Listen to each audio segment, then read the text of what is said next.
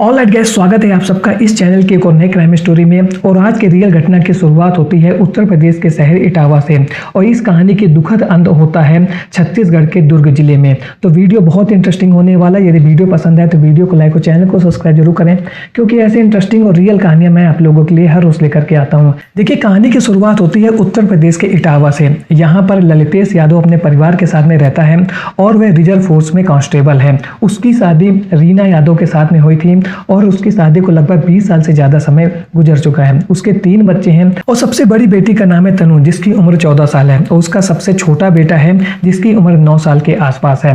Reserve force में नौकरी करने के कारण उसकी पूरे देश में पोस्टिंग होती रहती थी और प्रेजेंट टाइम में उसकी पोस्टिंग थी छत्तीसगढ़ में।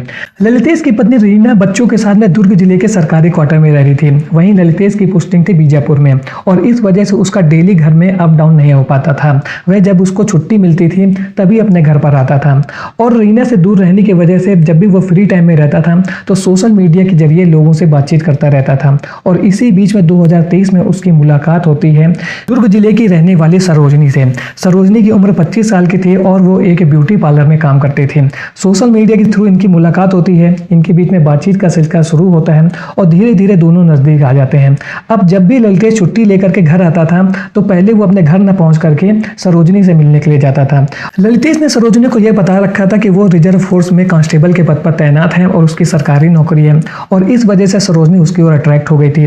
दोनों के बीच में प्यार हो गया था, अवैध संबंध भी थे। लेकिन ललितेश की पत्नी रीना को अपने पति के इन अवैध रिश्तों के बारे में कोई भी जानकारी नहीं थी। उसको कुछ शक होता था क्योंकि उसका पति जब भी छुट्टी लेकर के घर आता था तो वो मैक्सिमम टाइम घर से बाहर ही रहता था। वो इस बारे में पूछती थी कि घर पर बच्चे हैं, आपका वेट करते रहते हैं, लेकिन आप कहाँ चले जाते हैं पता नहीं चलता है। लेकिन उसने कभी भी अपनी पत्नी को सरोजनी के बारे में ना तो कुछ बताया और ना ही कभी शक होने दिया।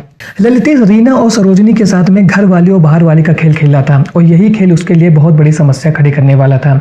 जैसे ही सरोजनी के साथ में उसके अवैध रिश्ते हो जाते हैं और 2-3 साल का समय बीत जाता है तो सरोजनी ने अब ललितेश के ऊपर दबाव बनाना शुरू कर दिया था और वह उससे कह रहे थे कि तुम मुझसे शादी कर लो, ऐसे हम कब तक इस तरीके से मिलते जुलते रहेंगे। सरोजनी ने जैसे ही शादी का उसके ऊपर दबाव बनाना शुरू किया तो अब ललितेश को यह लगने लगा था कि यदि वो सरोजनी को मना करता है तो वो पुलिस स्टेशन पर पहुंच सकती है और इसकी वजह से उसकी बहुत ज्यादा बेइज्जती होगी और उसकी नौकरी भी जा सकती है। और यहाँ पर ललितेश ने सरोजनी को समझाया और फिर उससे मंदिर में जाकर के शादी कर लिया और फिर दुर्ग जिले में ही एक किराए का कमरा ले करके उसको वहां पर रख दिया। अब जब भी ये छुट्टी पर आता था तो कुछ समय तक अपनी पत्नी के साथ में रहता था और कुछ समय तक ये सरोजनी के साथ में रहता था। लेकिन अब सरोजनी ललितेश की पूर्ण पत्नी बनना चाहती थी। अब वो वही स्थान चाहती थी जो रीना के पास में था। रीना को तो इनके रिलेशन के बारे में अभी पता नहीं था, लेकिन सरोजनी को इस बात की जानकारी हो गई थी कि ललितेश पहले से ही शादीशुदा है और उसके बच्चे भी हैं। और अब सरोजनी ने ललितेश के ऊपर दबाव बनाना शुरू कर दिया था कि तुम अपनी पहली पत्नी रीना को छोड़ दो और मेरे साथ में रहो। लेकिन यहाँ पर ललितेश दुविधा में था और उसने केवल सरोजनी के साथ रिलेशन अपना टाइम पास के लिए बनाया था। वो अपनी पत्नी रीना को छोड़ना नहीं चाहता था, लेकिन सरोजनी लगातार उसके ऊपर दबाव बना रही थी और इसी वजह से अब ललितेश और सरोजनी के बीच में लड़ाई झगड़े का जो सिलसिला था वो शुरू हो गया था। लेकिन हर बार ललितेश उसको समझा देता था और उसके किराए के मकान पर ही उसको छोड़ करके आ जाता था। सरोजनी हमेशा उसके जो सरकारी क्वार्टर था दुर्ग में वहां पर जाने की कोशिश करती थी, लेकिन यहाँ पर वो बहला फुसला करके उसको उसके किराए के कमरे तक ही सीमित कर देता था। इसी बीच अप्रैल में ललितेश 15 दिन की छुट्टी लेकर के अपने घर आया हुआ था। उसका प्लान यह था कि वो अपनी पत्नी रीना को बच्चों के साथ में ही उसके घर इटावा में छोड़ करके आ जाएगा और यहाँ पर अपनी नई लवेली दुल्हन सरोजनी के साथ में रहेगा।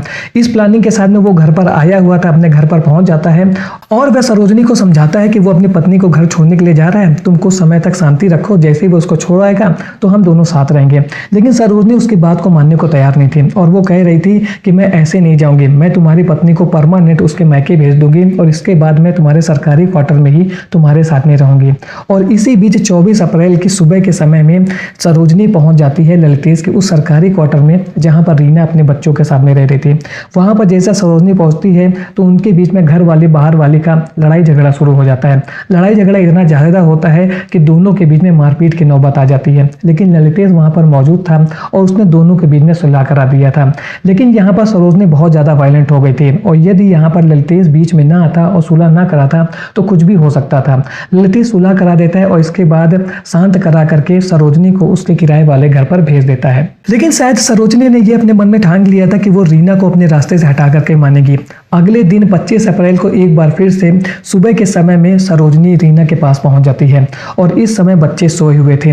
रीना जैसे ही गेट खोलती है तो सरोजनी सामने खड़ी हुई थी। उनके बीच में एक बार फिर से लड़ाई झगड़ा शुरू हो जाता है, लेकिन यहाँ पर सबसे बड़ी बात यह थी कि ललितेश घर पर नहीं था और वह अपनी पत्नी रीना और बच्चों का रिजर्वेशन कराने के लिए रेलवे स्टेशन पर गया हुआ था कि वो अपनी फैमिली को इटावा छोड़ करके आ जाएगा। और इसी का फायदा उठा करके सरोजनी घर पर पहुंच गई थी। सरोजनी वहां पर एक बार फिर से रीना से लड़ाई झगड़ा करती है।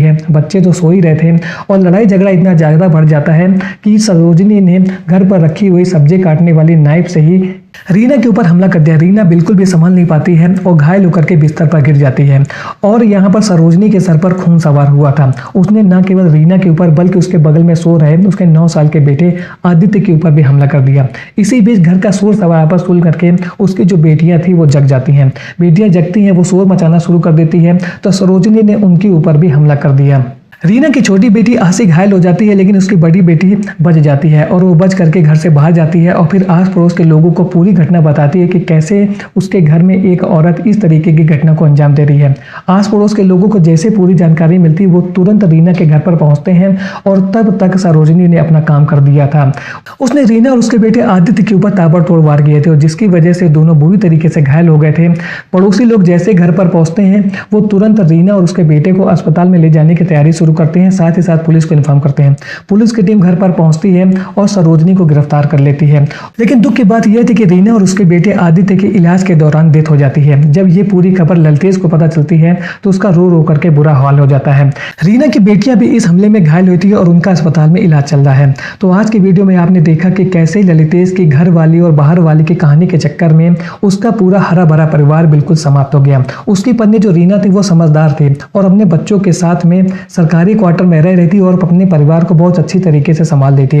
लेकिन यहाँ पर पूरी गलती थी ललितेश की। उसने अपनी पत्नी के होते हुए भी एक दूसरी महिला के साथ में रिलेशन बताए और जब उसको लगा कि वो फंस चुका है तो उसने शादी भी कर लिया और अपनी पत्नी को इसके बारे में बताया नहीं। और अब उसकी दूसरी पत्नी होने का हक मांग रही थी और जो हक पहले से ही उसकी पहली पत्नी रीना के पास था और जिसकी वजह से इतनी बड़ी घटना को अंजाम दे दिया गया। पुलिस ने सरोजनी को तो गिरफ्तार कर लिया है, लेकिन सरोजनी ने जो कुछ भी किया है उसको लौटाया नहीं जा सकता है और ललितेश का एक हरा भरा परिवार बिल्कुल समाप्त हो चुका है। और रीना उसका बेटा आदित्य जिसकी इस पूरी कहानी में कुछ भी लेना देना नहीं था और ना ही उन्होंने कुछ भी किया था, वो इस कहानी का शिकार हो गए हैं। आज का वीडियो आपको कैसा लगा कमेंट सेक्शन में जरूर बताएं। मिलता हूं ऐसे एक और नए इंटरेस्टिंग वीडियो में, तब तक के लिए थैंक्स फॉर वॉचिंग।